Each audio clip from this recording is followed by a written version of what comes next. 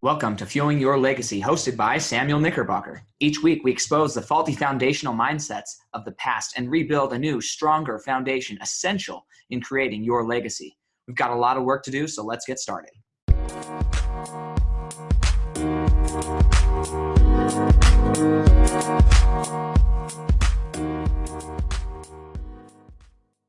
Welcome back to Fuel Your Legacy, and it is Book Review Wednesday. Super excited for today. This week, we have been talking about different ways to really increase your business, increase your commitment, and align your values with your lifestyle. And this is a huge, huge topic, and we definitely are not going to be able to cover everything today, but today we're going to be talking about The Automatic Millionaire by David Bach. Now, Jen Duplessis has recommended this book. She's going to be on Friday. We have such great information from her coming about the values and how she discovered her values and when it became important for her to align her values with her life and when she recognized when they were out of sync. I think a lot of people, we know intuitively that this is something we want to do, but then we forget or we just aren't really aware of when they're out of sync. And so listening to her and share with us her experience of how she discovered that her life was out of sync with her true values is going to be huge and transformational. And then also, along with that, understanding the difference between just values shifting, right? Because over time, a younger person might have different values than an older person. And so understanding that values shift and that's okay, and how to adjust when those things come. So that's going to happen on Friday.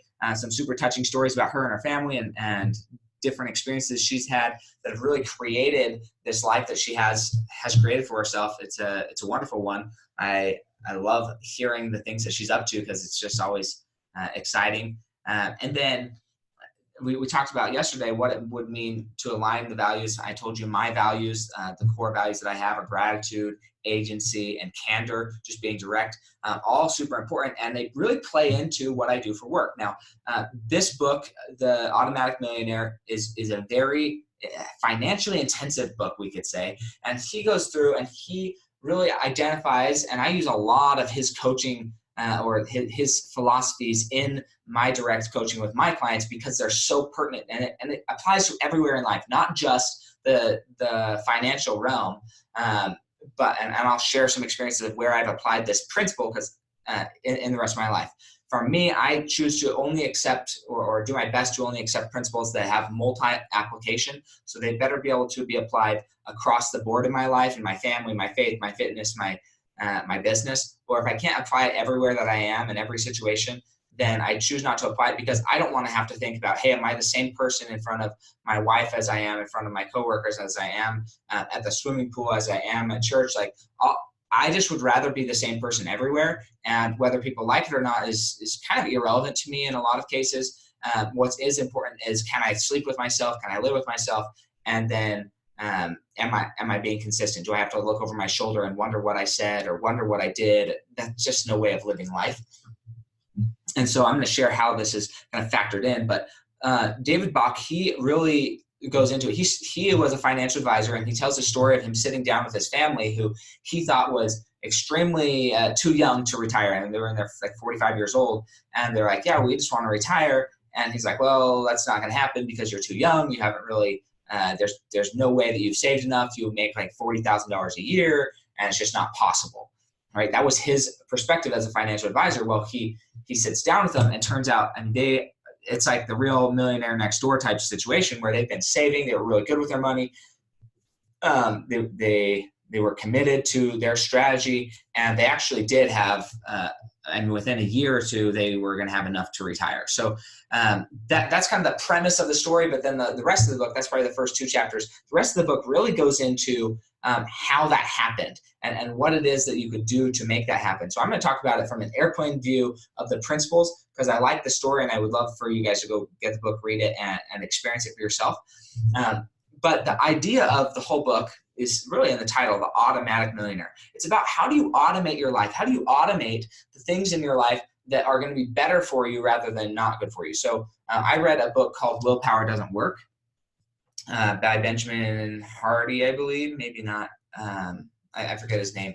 But Willpower Doesn't Work is all about you can choose to like will yourself to do something for only so long before you really need to create your environment around the lifestyle that you want. So you need to change your environment. And if you change your environment, it's going to work. So what I start doing is I moved my phone. So now my phone goes off in a certain place every morning. So I have to get up out of bed and I have to literally walk through kind of a maze and walk through my house, get my phone and turn my phone off before I actually am able to get the alarm turned off. I do that because I want to create an environment where I am having to wake up to turn off my alarm. And so I change where that is. I change the setting in my house, where my couches are, where my bed is. I change all this stuff to keep myself always on my toes so that I actually have to wake up before I can turn this off. Another thing is I put my clothes in the walking pathway so that I know that part of the process of me doing this is getting dressed to go to the gym. I also installed certain types of lights in my life so that in my house, so that when I turn on the light, it's like bright daylight, not this yellow soft glow. It's like bright daylight. So it instantly wakes me up and makes me feel like it's noonday outside, right? So I've structured my environment to assist me to go to the gym in the morning. I mean, all of those things to go to the gym in the morning, to be able to wake up more effectively and get things done in the morning. That's been my whole entire purpose and goal as I've structured some of these things. So how are you automating your life? How are you creating it so that whether you want to or not, it's happening?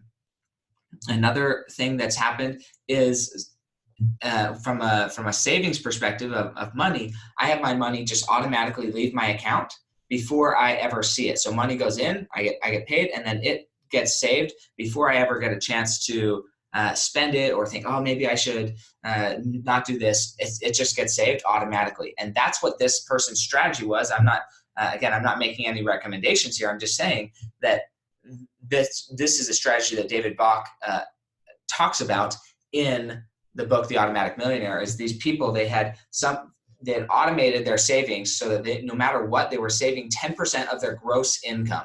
Gross income is what you get paid before taxes, medical insurance, or health insurance, anything like that, any savings, anything like that. 10% of that gross income is what you want to be working off of from a savings perspective. Now, minimum is 10%. Maximum, right? There's not really maximum, but the goal is to get to a higher percentage of that of saving. Now you do that by one of two ways: increasing your income or living a lower lifestyle. Most people are going to do it by increasing their income while living the same lifestyle. It's really, really common for a lot of people to, as their income increases, they increase their level of lifestyle, and when they do that, they don't actually get to save. And so there's a few different ways that I've automated that in my life. I have a spreadsheet that I say, hey, when money comes in, I have it automatically, because I've created the equations inside of a spreadsheet, automatically tell me exactly how much money to transfer into my savings account, how much money to transfer into my living account. And that way I know that this is what I actually get to live on. This is what I need to base my budgets off of.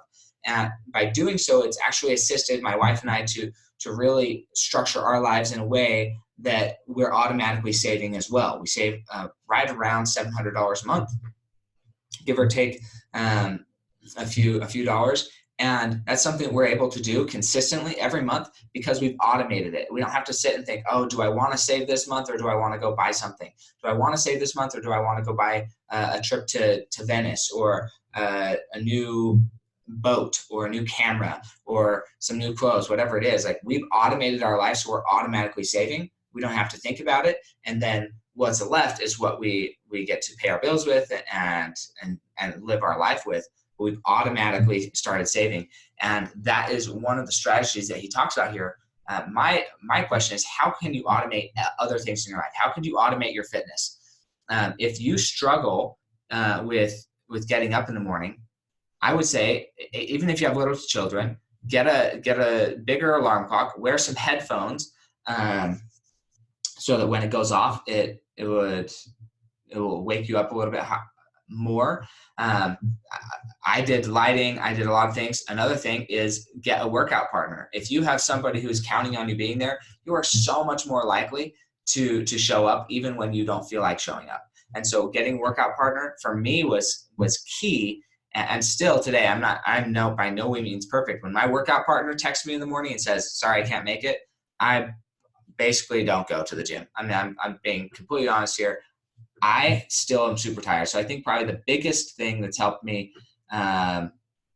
is getting a workout partner. And that there's probably 30% of the time that he says he can't go, I still go.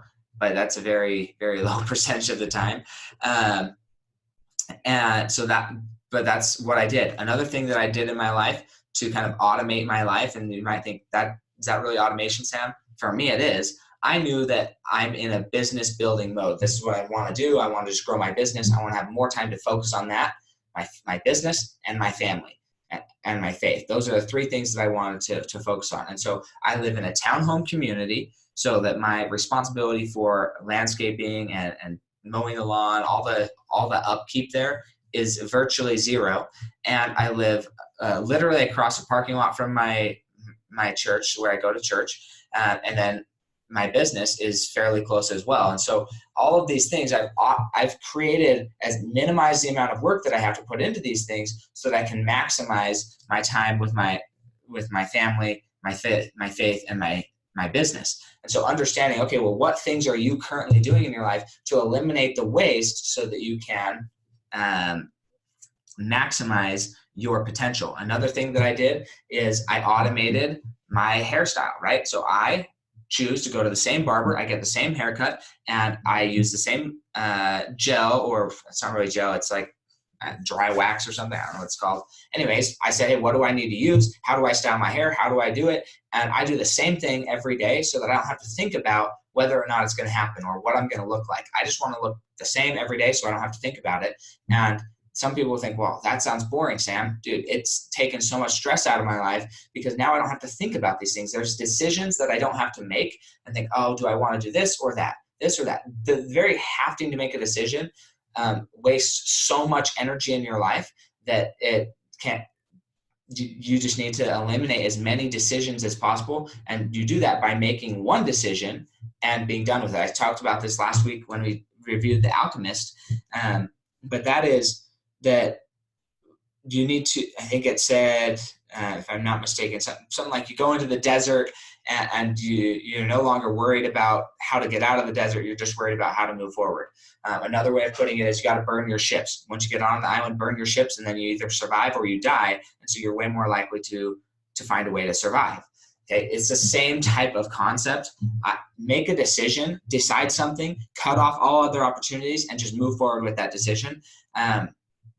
And if you're going to change, which is, I'm not saying that change is bad. I think quick to make decisions, slow to change them is generally the rule that I hear from most multimillionaires. And when you're reading their biographies and books about them and how they think and what they did and their companies, they were quick to make decisions, slow to change them. Sometimes too slow. I mean, Henry Ford was really too slow to change.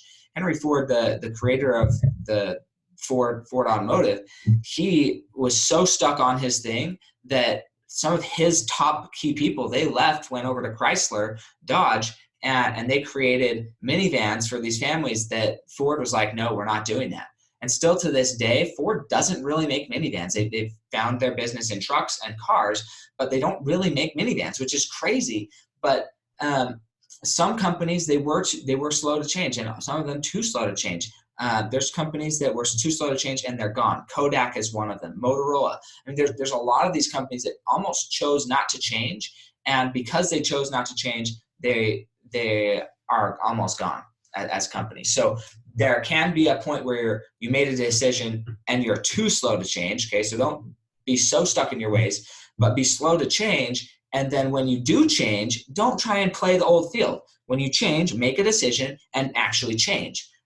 Don't try and have your play both worlds, because it's not effective. And that's really what this book, The Automatic Millionaire, I think taught me the most, is how can you automate every decision in your life? How can you automate when you're going to spend time with your family? How can you automate what you're going to do with your family?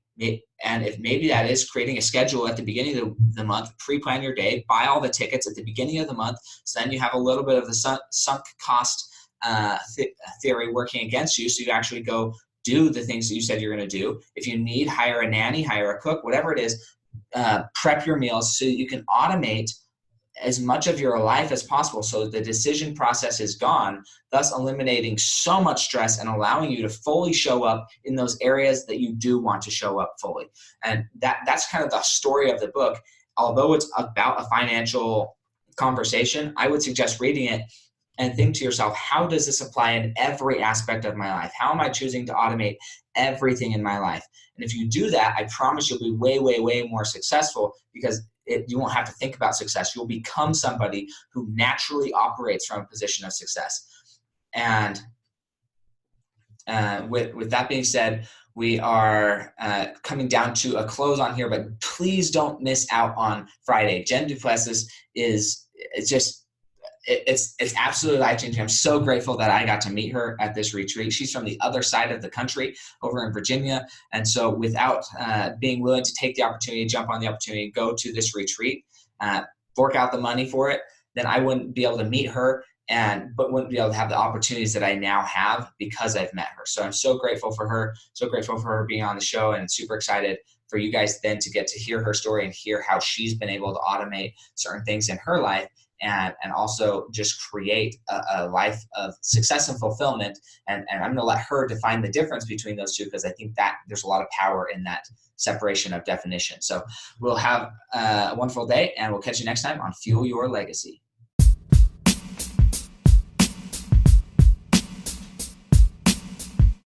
Thanks for joining us today. If what you heard resonated with you, please like, comment, and share on social media. Tag me so I can give you a shout out on the next episode.